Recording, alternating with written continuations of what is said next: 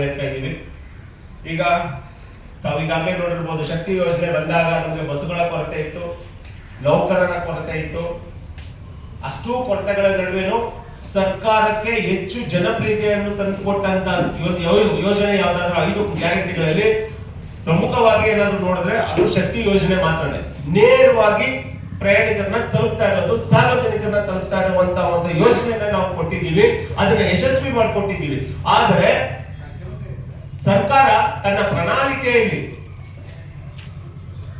ಸಾರಿಗೆ ನೌಕರರಿಗೂ ಸರ್ಕಾರಿ ನೌಕರರಿಗಿರುವ ಸರಿಸಮಾನ ವೇತನವನ್ನು ನೀಡ್ತೀವಿ, ಸೌಲಭ್ಯಗಳನ್ನ ನೀಡ್ತೀವಿ ಅಂತ ಏನು ಪ್ರಣಾಳಿಕೆ ಭರವಸೆ ಕೊಟ್ಟಿತ್ತು, 3 ವರ್ಷದಿಂದ ನಾವು ಅವರನ್ನ ಯಾವ ರೀತಿಯಲ್ಲಿ ಮನವರಿಕೆ ಮಾಡಬೇಕು, ಮನವೊಲಿಸ್ಕೋಬೇಕು ಆ ಕೆಲಸಗಳೆಲ್ಲ ಮಾಡ್ಕೊಂಡ್ ಬಂದ್ವಿ. ಆದ್ರೆ ಸರ್ಕಾರ ಯಾಕೋ ನಾವು ಮನವೊಲಿಸಿದಷ್ಟು ಸಂಘಟನೆಗಳು ತುಂಬಾ ವೀಕ್ ಆಗಿದೆ. ಏನು ಆಗಲ್ಲ ಅನ್ನೋ ಮಟ್ಟದಲ್ಲಿ ನಮ್ಮ ಬೇಡಿಕೆಗಳನ್ನು ಈಡೇರಿಸೋದ್ರ ಬಗ್ಗೆ ಯಾವುದೇ ಒಂದು ಕ್ರಮಗಳನ್ನ ಕೈಗೊಳ್ತಾ ಇಲ್ಲ. ಮತ್ತು ಮುಖ್ಯಮಂತ್ರಿಗಳು 4 ಮೀಟಿಂಗ್ಗಳು ಮಾಡ್ತಿದ್ರು, ನಾವು ಆಶ್ವಾಸನೆ ಕೊಟ್ಟಿದ್ದೀವ, ನಾವು ಮಾಡಿದ್ದೀವ, ನೋಡೋಣ ಮಾಡೋಣ ಎಂಬ ಒಂದು ರೀತಿಯ ಉದಾಸೀನತೆಯಲ್ಲಿ ನಮ್ಮನ್ನ ತಾರತಮ್ಯದ ನೀತಿಯಲ್ಲಿ ತಳ್ತಾ ಇದ್ದಾರೆ. ಇದು ನಿಜಕ್ಕೂ 1,16,000 ನೌಕರರಿಗೆ ಭಾರಿ ನಿರಾಸೆ ಆಗಿದೆ. ಈಗಾಗಲೇ ಬೆಲೆ ಏರಿಕೆಗಳು ಗಗನಕ್ಕೇರಿದ್ದಾವೆ. ಈ ಬೆಲೆ ಏರಿಕೆಗಳಲ್ಲಿ 40% ಅಷ್ಟು ಕಡಿಮೆ ವೇತನದಲ್ಲಿ ನಾವು ಜೀವನ ಮಾಡಬೇಕು, ಹಗಲುಗಳು ದುಡಿಬೇಕು, ಪ್ರಯಾಣಿಕರಿಂದ ಬೈಗಳ ಹೊಡೆತಗಳು ಎಲ್ಲ ತಿನ್ಸ್ಕೊಂಡು ಪೊಲೀಸ್ ಸ್ಟೇಷನ್ ಎಲ್ಲ ಸುತ್ತಿದ್ರೂ ನಮಗೆ ನ್ಯಾಯ ಸಿಗ್ತಾ ಇಲ್ಲ. ಸೊ ನಾವು ಇಷ್ಟು ವರ್ಷಗಳಿಂದ ಕಾದು ಸಾಕಾಗಿದೆ. ಇನ್ನ ನಾವು ಹೋರಾಟದ ಅನಿವಾರ್ಯತೆ ಇರೋದು ನಮ್ಗೆ ಮನಗಂಡಿದ್ದೀವಿ. ಈಗ ಮುಷ್ಕರ ಅಂತ ಮಾಡೋಣ ಅಂತ ಹೋದ್ರೆ, ಮುಷ್ಕರ ಅಂತ ಬಂದ ತಕ್ಷಣನೇ ನಾವು 14 ದಿನ ಮೊದಲೇ ಲೇಬರ್ ಕಮಿಷನರ್ಗೆ ನಾವು ನೋಟಿಸ್ ನ ಕೊಡ್ಬೇಕು. ಆ ನೋಟಿಸ್ ಕೊಟ್ಟಿದ ತಕ್ಷಣ ಸಂಧಾನ ಸಭೆ ಶುರುವಾಗುತ್ತೆ. ಸಂಧಾನ ಸಭೆ ಶುರುವಾಗಿದ ತಕ್ಷಣನೇ ನಾವು ಯಾವುದೇ ಮುಷ್ಕರವನ್ನ ಮಾಡಕ್ ಬರಲ್ಲ. ಮಾಡಿದ್ರೇನು ಕಾನೂನು ಬಾಹಿರ ಮುಷ್ಕರ ಅಂತ ಹೇಳ್ತಾರೆ. ಮತ್ತೆ ನಮ್ಮ ನೌಕರರಿಗೆ ವಜಾ, ವರ್ಗಾವಣೆ, ಅಮಾನತಿನ ಪನಿಷ್ಮೆಂಟ್ಗಳು ಬೇರೆ. ಇದನ್ನೆಲ್ಲ ಮನಗೊಂಡು ನಾವು ಇನ್ನು ಮುಂದಕ್ಕೆ ಮತ್ತು ಅದಕ್ಕೂ ಮೀರಿ ಏನಾದ್ರು ಮುಷ್ಕರಗಳಾದ್ರೆ ನ್ಯಾಯಾಲಯಗಳ ಮತ್ತೆ ಪ್ರವೇಶ ಮಾಡ್ತವೆ. ನ್ಯಾಯಾಲಯಗಳ ಹತ್ರ ನಾವು ಕೇಳ್ಕೊಳ್ಳೋದು ಒಂದೇ, ನೀವು ನಮ್ಗೆ ತಡೆಯಾಜ್ಞೆ ಕೊಡ್ತಾ ಇದ್ದೀರಾ ಸರಿ, ಆದ್ರೆ ನಮ್ಮ ಬೇಡಿಕೆಯನ್ನು ಈಡೇರಿಸಿಕೊಳ್ಳೋದಕ್ಕೂ ನಮ್ಗೆ ದಾರಿ ಮಾಡ್ಕೊಟ್ಟು ತೋರಿಸಿದ್ರೆ ನಮ್ಗೆ ಒಳ್ಳೇದು. ಈ ಮಾತುಕತೆಯಲ್ಲಿ 3 ವರ್ಷ ಆಗೋಯ್ತು, ಮಾತುಕತೆಯಿಂದ ನನ್ಗೆ ಏನು ಆಗ್ತಾ ಇಲ್ಲ. ಸೊ ನಮ್ಗೆ ಬೇರೆ ವಿಧಿ ಇಲ್ಲದೆ ಮುಷ್ಕರಕ್ಕೆ ನಾವು ಮುಂದಿನ ದಿನಗಳಲ್ಲಿ ಯೋಚನೆ ಮಾಡಬಹುದು. ಆದ್ರೆ ಈಗ ಮತ್ತೆ ನಾವು ಶಾಂತಿಯುತವಾದ ಹೋರಾಟವನ್ನು ನಂಬ್ಕೊಳ್ಳಕ್ಕೆ ಇದೇ ತಿಂಗಳು ಇವತ್ತು 6/4/2026 ಮಾನ್ಯ ವ್ಯವಸ್ಥಾಪಕ ನಿರ್ದೇಶಕರ ಒಂದು ಸಭೆ ಇದೆ. ಇವತ್ತು ಸಾಯಂಕಾಲ 3 ಗಂಟೆಗೆ ನಾವು ಈ ಸಭೆಯಲ್ಲಿ ಸಾರಿಗೆ ನೌಕರರ ಮುಖ್ಯ ಬೇಡಿಕೆಗಳಾದ ಪ್ರಣಾಳಿಕೆ ಭರವಸೆಯನ್ನ ಈಡೇರಿಸುವ ನಿಟ್ಟಿನಲ್ಲಿ ಕ್ರಮಗಳನ್ನ ಕೈಗೊಳ್ಳಬೇಕು. ಮತ್ತೆ 38 ತಿಂಗಳ ವೇತನದ ಹಿಂಬಾಕಿಯನ್ನ ಕೊಡ್ಲೇಬೇಕು. ನೀವು 26 ತಿಂಗಳು ಕೊಡ್ತೀನಿ, 12 ತಿಂಗಳು ಕೊಡ್ತೀನಿ, 14 ತಿಂಗಳು ಕೊಡ್ತೀವಿ, ನಾವ್ ಯಾವ್ದು ಕೇಳಲ್ಲ ಸ್ವಾಮಿ. ಯಾಕಂದ್ರೆ ಕೋವಿಡ್ ಅಲ್ಲಿ ಎಲ್ಲಾ ನಿಗಮ ಮಂಡಳಿಗಳು, ಸರ್ಕಾರಗಳು ಕೊಂಚ ಸಂಬಳ ಕೊಟ್ರೆ ಸಾರಿಗೆ ನೌಕರರನ್ನು ಮಾತ್ರ ದುಡಿಸಿದೀರಾ. ಲೀವ್ ಕೊಟ್ಟಿದ್ರೇನು ಅದು ನಮ್ಮ CL, CML, EL ತಗೊಂಡಿದ್ದೀರಾ.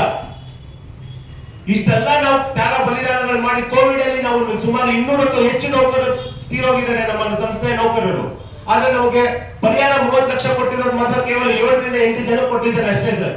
ಇನ್ನು ಬಾಕಿ ಅವ್ರಿಗೆ ಇನ್ನು ಕೋರ್ಟಲ್ಲಿದ್ದಾರೆ ಅವರು. ಇಷ್ಟೆಲ್ಲ ನಾವು ಕಷ್ಟಪಟ್ಟು ದುಡ್ದವ್ರಿಗೆ ನಾವು ನಿಮಗೆ ಕೋವಿಡ್ ಕಾರಣದಿಂದ 26 ತಿಂಗಳು ಕೊಡ್ತೀವಿ, 38 ತಿಂಗಳು ಕೊಡಕ್ಕಾಗಲ್ಲ ಅನ್ನೋದು ನಿಜಕ್ಕೂ ಇದು ಅನ್ಯಾಯ. ನಾವು ಒಪ್ಕೊಳ್ಳೋದಿಲ್ಲ.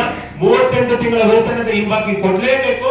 ಮತ್ತೆ 18/2/2026 ಏನು ಸರ್ಕಾರ ಒಂದು ಆದೇಶ ಹೊರಡಿಸಿದೆ, 26 ತಿಂಗಳು ಕೊಡ್ತೀವಿ. ಮತ್ತೆ 1/4/2025 ನಿಮ್ಗೆ ವೇತನವನ್ನ ಪರಿಷ್ಕರಣೆ ಮಾಡ್ತೀವಿ ಅಂತ 15 ತಿಂಗಳು ನಮ್ಮ ನೌಕರರ ಸರ್ವಿಸ್ ಹೊರಟೋಗುತ್ತೆ ಸರ್. ಸೊ ನಾವ್ ಯಾವುದೇ ಕಾರಣಕ್ಕೂ ನಾವು ಒಪ್ಕೊಳ್ಳಲ್ಲ. ನಮ್ಮ ವೇತನದ ಹೆಚ್ಚಳ ಅಂತ ವಿಚಾರ ಬಂದಾಗ 1/1/2024 ಆಗ್ಬೇಕು. ಅದು ಸರ್ಕಾರ ಕೊಟ್ಟ ಪ್ರಣಾಳಿಕೆ ಭರವಸೆಯಿಂದ ಸರಿಸಮಾನ ವೇತನವನ್ನೇ ಕೊಡಬೇಕು ಅಂತ ಒತ್ತಾಯಿಸುತ್ತಾ, ಮತ್ತೆ 30 ವರ್ಷದಿಂದ ಸಾರಿಗೆ ಸಂಸ್ಥೆಗಳಿಗೆ ಚುನಾವಣೆಗಳೇ ಆಗ್ದಿರಾ ಈ 16 ಸಂಘಟನೆಗಳನ್ನ ಕಟ್ಕೊಂಡು ನೀವು ಮಾತಾಡಿ ಅನ್ಕೊಂಡು ಸುಮ್ಮನೆ ಕಾಲ ಹರಣ ಆಗ್ತಾ ಇದೆ, ಕಾಲ ವಿಳಂಬ ಆಗ್ತಾ ಇದೆ. ಕಾಲವನ್ನು ದೂಡುವಂತ ಕೆಲಸಗಳನ್ನ ಸಂಸ್ಥೆ ಮತ್ತೆ ಸರ್ಕಾರಗಳು ಮಾಡಬಾರ್ದು. ನೀವು ಅವತ್ತು ಯಾವುದೇ ಸಂಘಟನೆಯನ್ನ ನೋಡಿ ನೀವು ಪ್ರಣಾಳಿಕೆ ಭರವಸೆ ಕೊಟ್ಟಿಲ್ಲ ಸ್ವಾಮಿ. ಮಾನ್ಯ ಮುಖ್ಯಮಂತ್ರಿಗಳ ಹತ್ರ ನಾವೇ ಮಾತಾಡಿದ್ದೀವಿ.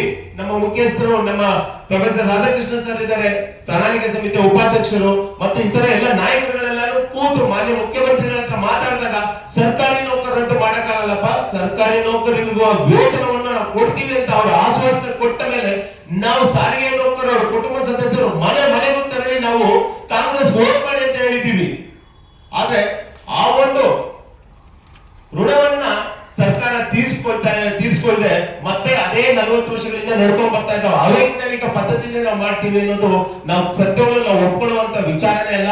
ಪ್ರಣಾಳಿಕೆ ಭರವಸೆ ಏನ್ ನಡೀತೀರಾ ನುಡಿದಂತೆ ನಡೆಯುವಂತ ಸರ್ಕಾರ ಅಂತ ಹೇಳ್ಕೊಳ್ಳೋ ತಾವುಗಳು ಸಾರಿಗೆ ನೌಕರರು ಸಹ ನುಡಿದಂತೆ ನಡೆಯುವ ಸರ್ಕಾರ ಅಂತ ತೋರಿಸ್ಕೊಡ್ಬೇಕು. ಅದಕ್ಕೋಸ್ಕರ 8ನೇ ತಾರೀಕು ಚಿತ್ರದುರ್ಗದ ಜಿಲ್ಲಾಧಿಕಾರಿಗಳಿಗೆ ಮಾನ್ಯ ಮುಖ್ಯಮಂತ್ರಿಗಳಿಗೆ ಪತ್ರ ರವಾನೆ ಮಾಡುವ ಮೂಲಕ ಅಲ್ಲಿಂದ ಪಾತ್ರ ಶುರು ಮಾಡಿ ಬೆಂಗಳೂರವರೆಗೂ ಬರ್ತೀವಿ. ಬೆಂಗಳೂರಲ್ಲಿ 21ನೇ ತಾರೀಕು ತಲುಪ್ತೀವಿ. ಈಗಾಗಲೇ ಅನಿರ್ದಿಷ್ಟಾವಧಿ ಉಪವಾಸ ಸತ್ಯಾಗ್ರಹ ಮಾಡಬೇಕು ಅಂತ ನಾವು ನಿರ್ಧಾರ ಮಾಡಿದೀವಿ. ಇದಕ್ಕೆ ಸಂಬಂಧಪಟ್ಟಂಗೆ ಫ್ರೀಡಂ ಪಾರ್ಕ್ ಅಲ್ಲಿ ಅನಿರ್ದಿಷ್ಟಾವಧಿಗೆ ಉಪವಾಸ ಸತ್ಯಾಗ್ರಹ ಮಾಡಕ್ಕೆ ಸ್ಥಳ ಕೊಡಲ್ಲ ಅಂತ ಪೊಲೀಸರು ಹೇಳ್ತಾರೆ. ಅದಕ್ಕೂ ಸಂಬಂಧಪಟ್ಟಂಗೆ ನ್ಯಾಯಾಲಯದಲ್ಲಿ ನಾವು ನ್ಯಾಯಾಲಯದ ಮೊರೆ ಹೋಗ್ತೀವಿ. ನಂತರ ನಾವು ಅಲ್ಲಿಂದ ಬಂದು ಇಲ್ಲಿ ಅನಿರ್ದಿಷ್ಟಾವಧಿ ಉಪವಾಸ ಸತ್ಯಾಗ್ರಹ ಕೈಗೊಳ್ತೀವಿ. ನಮ್ಮ ಬೇಡಿಕೆ ಈಡೇರುವವರೆಗೂ ಯಾವುದೇ ಕಾರಣಕ್ಕೂ ನಾವು ಈ ಸಲ ಬಿಡಲ್ಲ. ನಮಗೆ 32 ತಿಂಗಳ ವೇತನ ಹಿಂಬಾಕಿಯನ್ನು ಕೊಡಬೇಕು. 1/1/2024ರಿಂದ ಸಾರಿಗೆ ನೌಕರರಿಗೆ ಪ್ರಣಾಳಿಕೆ ಭರವಸೆಯಂತೆ ಸರಿಸಮಾನ ವೇತನವನ್ನು ನೀಡಬೇಕು, ಚುನಾವಣೆಯನ್ನು ನಡೆಸಬೇಕು ಅಂತ ಒತ್ತಾಯಿಸಿ ಈ ಹೋರಾಟವನ್ನು ಹಮ್ಮಿಕೊಳ್ತಾ ಇದ್ದೀನಿ. ನಾನು ಚಂದ್ರಶೇಖರ್, KSRTC ನೌಕರ ಕೂಟದ ರಾಜ್ಯಾಧ್ಯಕ್ಷರು.